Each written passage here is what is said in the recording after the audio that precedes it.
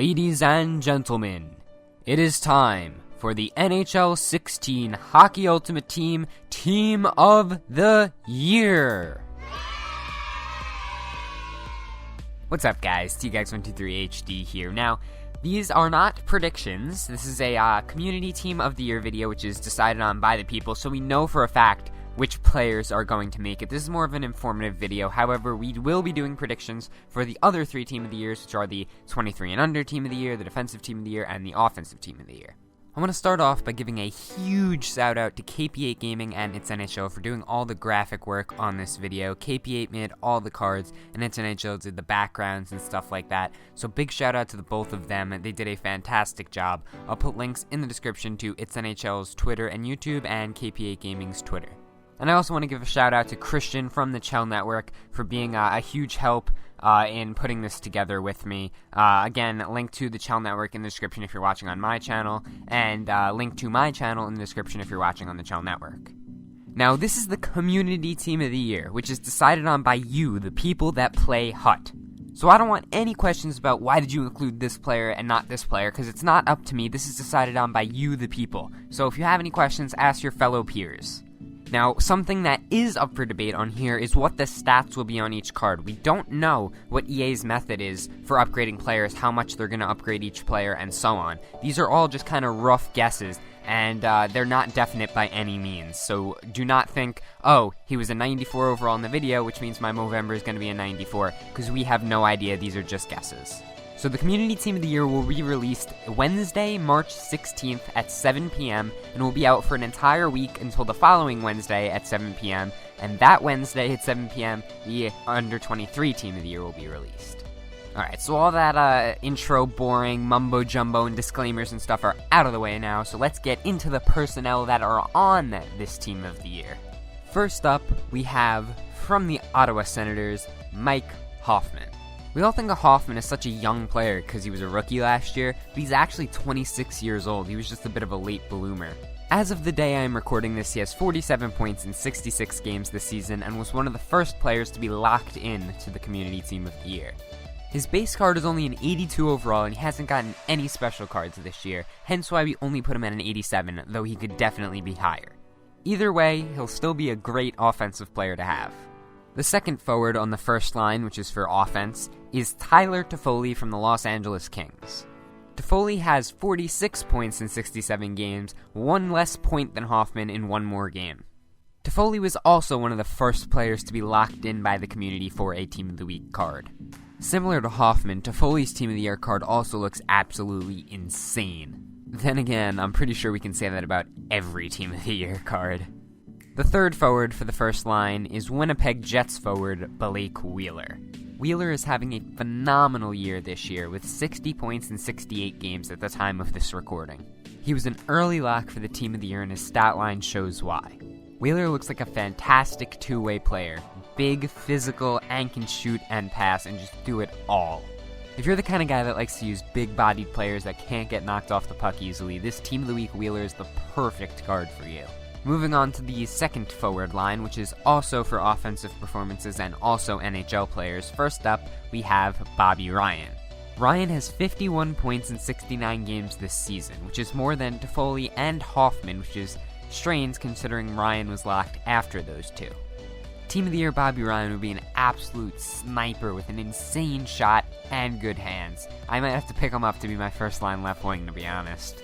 Our second forward on the second line is Philadelphia Flyers winger Jakub Voracek. After a slow start, Voracek began to heat up and now has 48 points in 60 games so far this season. It took him a little while longer than a lot of the other forwards, but eventually he was indeed locked for the Community Team of the Year. I used Voracek's Team of the Year card last year and I absolutely loved it, and his Team of the Year card this year looks just as good. The third forward on the second line is Sean Monahan, and there's a bit of an interesting story behind this one. First off, I'll just give you the stats. He has 48 points in 67 games. Alright, now into the story. Originally, Monahan was supposed to be on one of the two offensive lines for the Team of the Year. That's what he was suggested for. The community chose to pick Jeff Carter over him. So then all the Sean Monahan Movember owners were upset and were like, wait a minute, how about the third line, the defensive line? You know, Monahan's decent defensively too, right? And this caused a big fuss because a lot of the Monahan Movember owners wanted a Team of the Year Monahan, whereas a lot of the people were like, no, he's not even supposed to be on the defensive line, you suggested him for the offensive line. There was a whole big debate between Henrique versus Monahan for the final defensive line spot, and eventually, Saad comes in and is like, what about Hossa? So then, in the end, Hossa ends up beating out Henrique and Monahan. However, Carter ends up getting a milestone, freeing up another spot on the offensive line, and that spot is now filled by Monahan. And when I said Saad earlier, I was not talking about the hockey player, I was talking about the YouTuber Don't Be Saad 20. So anyway, lots of chaos, lots of arguing. Eventually Monahan does get his Team of the Year lock, and his card looks pretty damn solid. Now on to the third forward line, which is for NHL forwards with the best defensive performances this season. First up is the only player that people actually agreed on, Mikko Koivu. Now there's a whole debate over what constitutes a good defensive player, what stats you look at, stuff like that. I'm just going to give you the 3 stats that I know, alright? And those 3 stats are blocked shots, hits, and plus minus. Now I know everyone's like, oh, those aren't, valid. You have to use advanced statistics and all that, and I don't really get into that garbage. So I'm just going to give you the 3 basic ones that I know. And some even argue, plus minus isn't a good indicator. Hits aren't even defensive. Whatever. I don't care. These are the stats I'm going to give you. You make your own judgment. So, as of the time I'm recording this, Mikko Koivu has 47 block shots, 32 hits, and is a +5. Mikko Koivu's Team of the Year card would be a great card to have, a great two-way player to maybe put on your second line depending on how good your team is. Next up is Avalanche forward Carl Soderberg. Soderberg has 59 block shots, 23 hits, and is a -6. He was sort of locked during most of the discussion, however there was talks of taking him out in order to include both Monahan and Henrique in the Team of the Year to please both fandoms, for lack of a better word. Eventually though, it was decided to keep Soderberg in the Team of the Year since it was decided that he deserved it more. Team of the Year Soderberg probably wouldn't be anything too special offensively, but probably be a great defensive player and a great penalty killer. The next forward is Marian Hossa from the Chicago Blackhawks. Hossa only has 29 block shots and 33 hits and is a +9. Hossa was not originally in the discussion to be on this line or make the Community Team of the Year until Don't Be Sad 20 joined the forums and managed to convince people with some chart from some website that showed how good Hossa was defensively, and he ended up making it by popular demand. I don't fully understand all those advanced statistics that were on the chart, and I'm not gonna lie and say I did, but apparently they mean good things because people voted for him. Similar to Soderberg, Hossa's Team of the Year card wouldn't be that great offensively, it would be very, very good defensively. Now onto the fourth forward line, which is for offensive performances by non-NHL players. First up, we have William Nylander, whose name really should be pronounced Nylander. Although he's in the NHL now, he spent the majority of the year in the AHL with the Marlies, which means he still qualifies for this fourth line. He put up 45 points in 37 games for the Marlies, which is phenomenal, especially considering he's only 19 years of age. Nylander already has a 90 overall flash forward card, and since Team of the Year cards are supposed to be the highest card a player can get, we can assume his Team of the Year card will be at least a 91 overall. Even though he'll be a silver card, he'll still be a great player to use with good offensive stats and outstanding skating. The second forward on the fourth line is future Edmonton Oiler Auston Matthews. Come on, we all know it's gonna happen, don't deny it. Matthews is only 18 years old, yet he still managed to put up 46 points in 36 games playing in a professional league. He was an easy player to lock for the Community Team of the Year, and I'm sure he's one that you'll all want to try out at some point. He looks like a beast, so I know I'm going to have to try him out at some point. The third player on the fourth line took a lot longer to lock in than the first two, but eventually it was decided that the best player to put in this spot would be Nick Ritchie. Ritchie only has 1 point in 24 games since being called up to the NHL. However, in the AHL, he had 28 points in 33 games. Ritchie is a big-bodied power forward that also has some offensive flair in him. Now on to the first line for defensemen, which is for defensemen with the best offensive performances. First up, we have TJ Brodie from the Calgary Flames. Brodie has 40 points in 58 games this year, which is really, really good for a defenseman. With numbers like those, he was locked in almost instantly. His Team of the Year card looks phenomenal. He'll be a great skater with great hands, good shooting, and good defending as well. Really solid all-around player and really fast. The second defenseman on the first pairing is actually a teammate of TJ Brodie. It's Dougie Hamilton. Dougie has 31 points in 68 games this year, including 10 goals. This one took a lot longer to decide on. Originally, the spot was going to Hamilton, but then people said Myers, and he was almost locked in until people said Strawman, and then eventually it ended up back at Hamilton.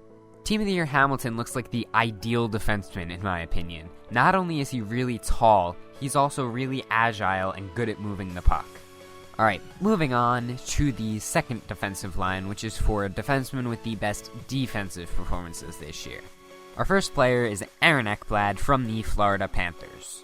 This season, Ekblad has 44 block shots, 73 hits, and is a plus 15. He was basically an instant lock as soon as the discussion started. With his flash forward card being a 92 overall, it'll be interesting to see what rating they give him for Team of the Year. The second defenseman on this pairing to go along with Ekblad is Anaheim defenseman Hampus Lindholm. Lindholm has 101 blocked shots, 57 hits, and is a -4 on the season. It took a little longer to lock Lindholm in than it did Ekblad, but there wasn't much discussion about it, and most people agreed. Lindholm looks like a really good, well-rounded defenseman with good speed and good defending. And now on to the third pairing for defensemen, which is non-NHL defenseman with the best offensive performances. First up, from the Manitoba Moose, we have Josh Morrissey. Morrissey has 22 points in 57 games in the AHL this season. He was quickly locked in, and there wasn't much discussion about whether or not he should make it. I know when I play with my bronze team, Morrissey is my second favorite defenseman after Madison Bowie, so I'm excited to use his Team of the Year card. The second and final non-NHL defenseman is Shea Theodore. Theodore has been solid with the Ducks since getting called up, but it was his performance in the AHL, where he had 30 points in 44 games, that earned him this Team of the Year card. Like Ekblad, Theodore also has a flash forward card, so it'll be interesting to see how high they make his rating. Now, onto the goalies. The first goalie, the NHL goalie, is Ben Bishop. Bishop is 29, 18, and 4 this year, with a 2.02 goals against average and a 928 save percentage. He was locked in from the start, although he almost became ineligible at the last minute. He should have received a Player of the Game item for his performance on March 13th, which would have made him ineligible for the Team of the Year. Since he was locked in, however, EA decided not to give him the Player of the Game, and therefore he is still eligible. And finally, the non-NHL goaltender, Peter Budaj. He went 33, 10, and 4 in the AHL with the Ontario Reign this season, with a 932 save percentage and a 1.63 goals against average. Thank you guys for watching this video. I hope you enjoyed. If you did, hit that like button down below. Be sure to subscribe to me and the Chell Network for more HUT videos, including Team of the Year predictions coming up, and I'll see you guys next time.